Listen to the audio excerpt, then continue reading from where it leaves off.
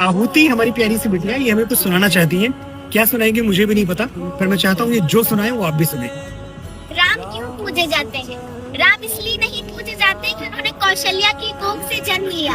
राम इसलिए पूजे जाते हैं क्योंकि उन्होंने वनवास करने वाली कैकई को भी कौशल्या जितना आदर दिया। राम इसलिए नहीं पूजे जाते कि जानकी जैसी देवी से विवाह रचाया।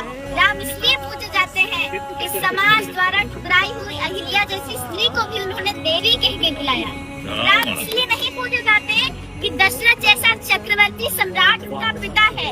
राम इसलिए पूजे जाते हैं कि जिसे पुत्र की तरह वो अपने हाथों से मुखाग्नि देते हैं, वो एक बूढ़े पक्षी जटायु की चिता है। राम इसलिए नहीं पूजे जाते कि उन्होंने सोने की लंका जीत ली।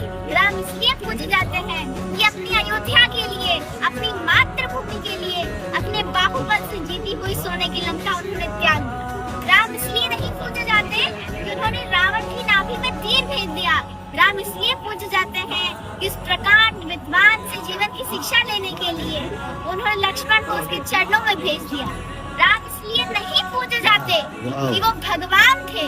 राम इसलिए नहीं पूजे जाते क्योंकि वो भगवान थे। राम इसलिए पूजे जाते हैं क्योंकि वो मर्यादा में रहने वाले इंसान थे।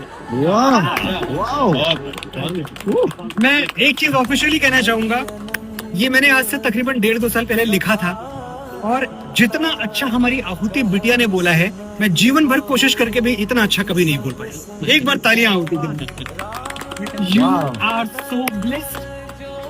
राम इसलिए पूजे जाते हैं, बिल्कुल ठीक है जो तुमने बोला, लेकिन इस देश में बेटियों की पूजा भी इसलिए की जाती है क्योंकि तुम्हारी जैसी बेटियां हैं इस देश में। खुश रहो बेटा।